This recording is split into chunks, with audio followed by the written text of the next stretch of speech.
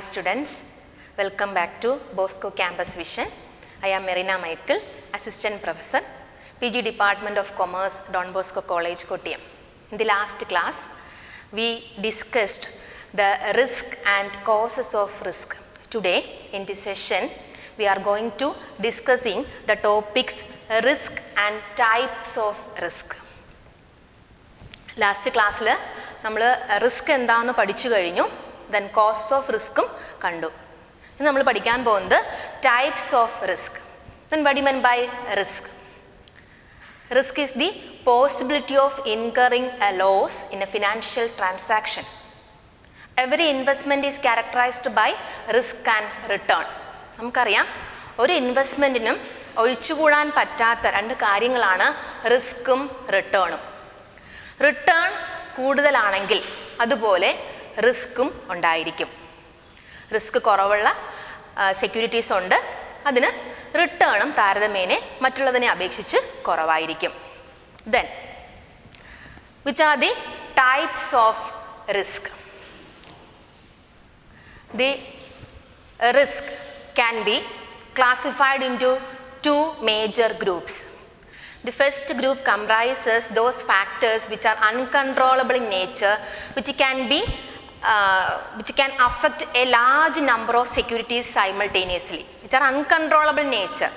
The second group comprises those factors which are controllable by the controllable nature and can affect a particular type of securities only or particular companies only. The first group of factors that includes risk is called systematic risk, and the second group is called unsystematic risk. That is, first one is uncontrollable in nature, that is macro in nature. നമുക്ക് ഒരു പരിധി വരെ പോലും നമുക്ക് control ചെയ്യാൻ പറ്റാത്ത factors മൂലം ഒരു സൈമൾട്ടേനിയസ് ആയിട്ടുള്ള ഒരു ഇൻഡസ്ട്രിയെ മാത്രമല്ല മാർക്കറ്റിനെ ഫുൾ അഫക്റ്റ് ചെയ്യുന്ന റിസ്ക് ആണ് systematic risk. On the other hand micro economic factors ആയിട്ടുള്ള മിസ് ഇത് എക്സ്പ്ലെയിൻ ചെയ്യുന്നതായിരിക്കും. ഫാക്ടേഴ്സ് എഫക്റ്റ് ചെയ്യുന്ന ഒരു പെർട്ടിക്കുലർ ടൈപ്പ് ഓഫ് ഇൻഡസ്ട്രിയെ മാത്രം ആ ഓർഗനൈസേഷന് കൺട്രോൾ ചെയ്യുകയാണെങ്കിൽ ആ റിസ്ക് ഒരു പരിധിവരെ കൺട്രോൾ ചെയ്യാൻ പറ്റും. അങ്ങനെയുള്ള ഫാക്ടേഴ്സ് അഫക്റ്റ് ചെയ്യുന്ന റിസ്കിനെ പറയുന്ന പേരാണ് unsystematic risk. Risk can be classified into two: systematic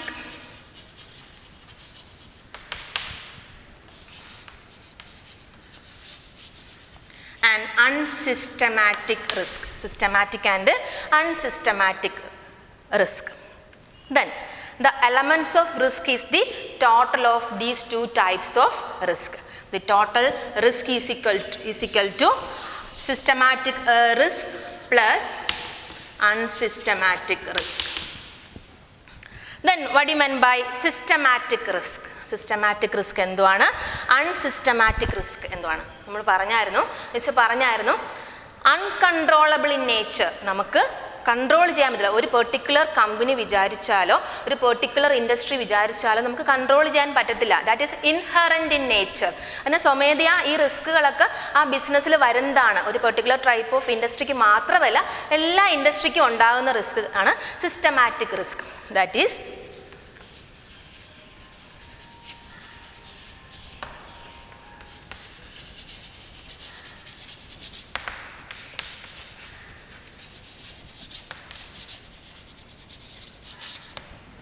these factors include economic system, political system and social changes.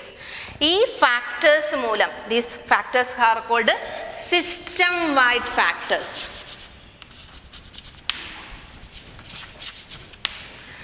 System wide factors ആയ economic system, political system and social changing system, social system. ഈ പറഞ്ഞ ഫാക്ടേഴ്സിൽ ഏതെങ്കിലും ഒന്നിലുണ്ടാകുന്ന മാറ്റങ്ങൾ മൂലം full ഇൻഡസ്ട്രിയെ അല്ലെങ്കിൽ full എക്കോണമിയെ full മാർക്കറ്റിനുണ്ടാകുന്ന റിസ്ക്കാണ് systematic risk. നമുക്കത് ഒരു പെർട്ടിക്കുലർ ഇൻഡസ്ട്രി വിചാരിച്ചാൽ ആ എക്കണോമിക് റിസ്ക് നമുക്ക് മാറ്റിവെക്കാൻ പറ്റില്ല. That is systematic risk. On the other hand unsystematic risk, that is controllable by the company, that is other internal to the company. Organisation അകത്ത് നിന്നുകൊണ്ട് നമുക്ക് ഒരു പരിധിവരെ മിറ്റിഗേറ്റ് ചെയ്യാൻ പറ്റും ആ റിസ്കിനെ അല്ലെങ്കിൽ ആ നഷ്ടത്തെ ഒരു പരിധിവരെ നമുക്ക് കുറച്ചു കൊണ്ടുവരാൻ പറ്റും. അങ്ങനെയുള്ള റിസ്കിനെ പറഞ്ഞ പേരാണ് unsystematic risk. The two constituents or two elements of risk is systematic and unsystematic risk. That is macro in nature, this is micro in nature. That is types of risk, systematic and unsystematic risk. Systematic risks are that risk which comprises system-wide variability in returns. Variability in returns. നമ്മൾ എപ്പോഴും മനസ്സിലാക്കേണ്ടത് റിട്ടേൺസിൽ ഉണ്ടാകുന്ന variability, അതാണ് loss എന്ന് പറയുന്നത് അല്ലെങ്കിൽ risk എന്ന് പറയുന്നത്. നമ്മൾ പ്രതീക്ഷിക്കുന്ന റിട്ടേൺ അല്ല ലഭിക്കുന്നതെങ്കിൽ എക്സ്പെക്റ്റ് ചെയ്ത റിട്ടേണും ആക്ച്വൽ റിട്ടേണും തമ്മിലുള്ള ഡിഫറൻസ് ആണ് യഥാർത്ഥത്തിൽ റിസ്ക് എന്ന് ഉദ്ദേശിക്കുന്നത്. അന്നേരം ഈ ഫാക്ടേഴ്സ് മൂലം ഒരു ഇൻവെസ്റ്റർ കിട്ടേണ്ടിയിരുന്ന റിട്ടേണിൽ വേരിയേഷൻസ് സംഭവിക്കുകയാണെങ്കിൽ ഇതിനെ പറയുന്ന പേരാണ് systematic risk. On the other hand ഒരു പെർട്ടിക്കുലർ സ്പെസിഫിക് ഫാക്ടേഴ്സ് ആയ ഒരു പെർട്ടിക്കുലർ കമ്പനിയുടെ സ്പെസിഫിക് ഫാക്ടേഴ്സ് ആയ ഏതെങ്കിലുമൊക്കെ കാരണങ്ങൾ ആ കമ്പനിക്ക് മാത്രമുള്ള സ്പെസിഫിക് ഫാക്ടേഴ്സ് റീസൺസ് മൂലം ആ കമ്പനിക്ക് ഉണ്ടാകുന്ന റിസ്ക് അതിനെ പറയുന്ന അല്ലെങ്കിൽ നഷ്ടം, അതാണ് അൺസിസ്റ്റമാറ്റിക് റിസ്ക്. ആ കമ്പനിയുടെ ചിലപ്പോൾ പോളിസീസോ പ്രൊസീജിയേഴ്സോ മെത്തേഡ്സോ ഒക്കെ മാറ്റുകയാണെങ്കിൽ ഈ അൺസിസ്റ്റമാറ്റിക് റിസ്ക് ഒരു പരിധിവരെ നമുക്ക് കുറച്ചു കൊണ്ടുവരാൻ സാധിക്കും. Then the systematic risk is again classified into three. First one, interest rate risk.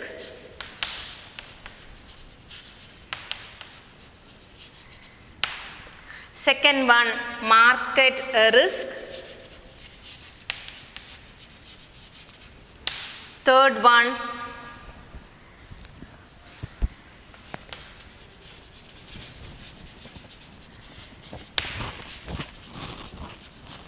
purchasing power risk or inflation risk.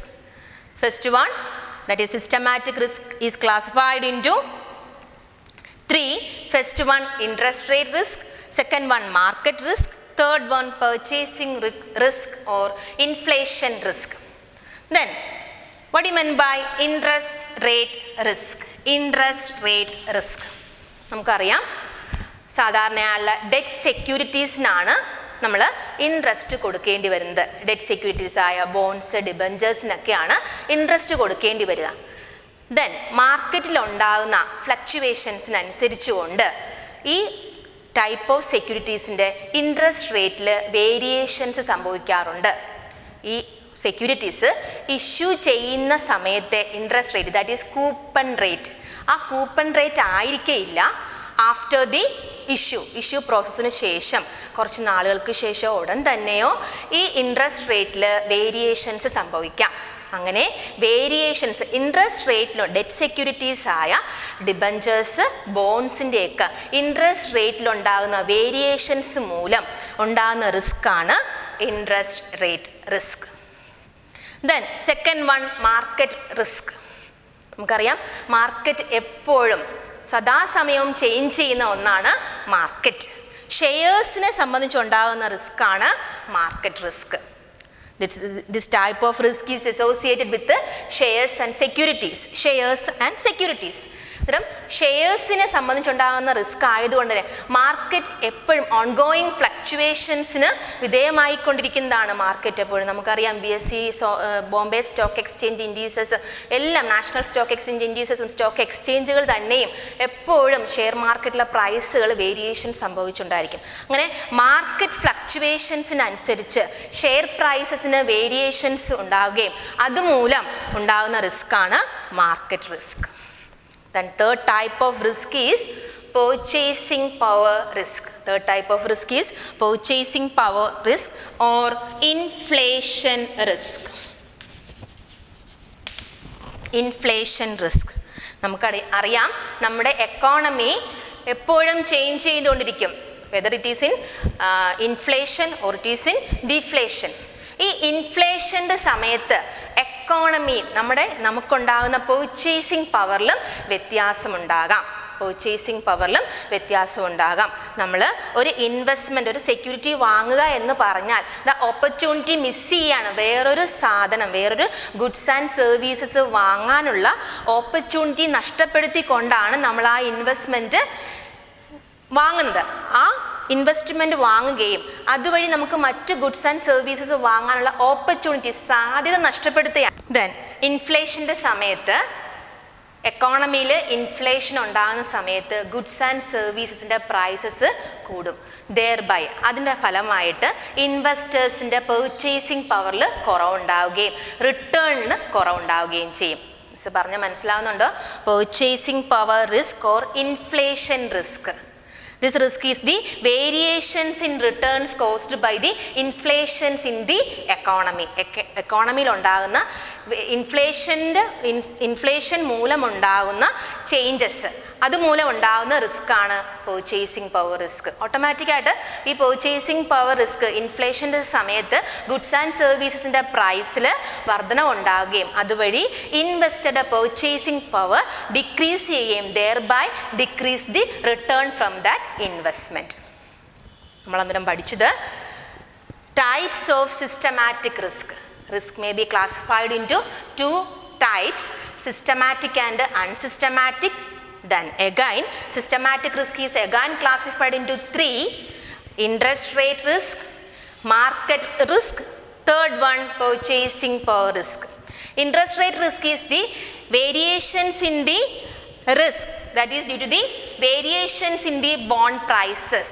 Bond പ്രൈസസിലുണ്ടാകുന്ന അല്ലെങ്കിൽ ഡിബഞ്ചറിൻ്റെ പ്രൈസസിലുണ്ടാകുന്ന ഡെറ്റ് സെക്യൂരിറ്റീസിലുണ്ടാകുന്ന വേരിയേഷൻസ് മൂലം റിട്ടേൺസിലുണ്ടാകുന്ന വേരിയേഷൻസിനെ പറയുന്ന പേരാണ് interest rate risk. Variations in bond prices due to variations in interest rate.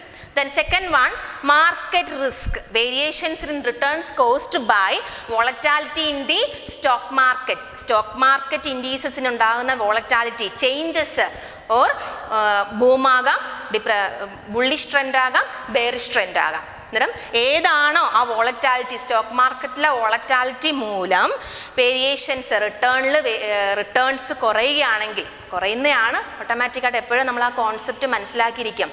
നമുക്ക് കിട്ടേണ്ടിയിരുന്ന റിട്ടേൺസിൽ കുറവ് സംഭവിക്കുകയാണെങ്കിൽ പറയുന്ന പേരാണ് റിസ്ക്, അല്ലെങ്കിൽ അതിനകത്തുണ്ടാകുന്ന നഷ്ടം കൂടുതൽ ഉണ്ടാകുകയാണെങ്കിൽ വേറെ പ്രശ്നമൊന്നും സംഭവിക്കുന്നില്ല. Third one purchasing power risk or inflation risk, that is variations in returns caused by the inflation. Okay, thank you for watching this. Thank you, students.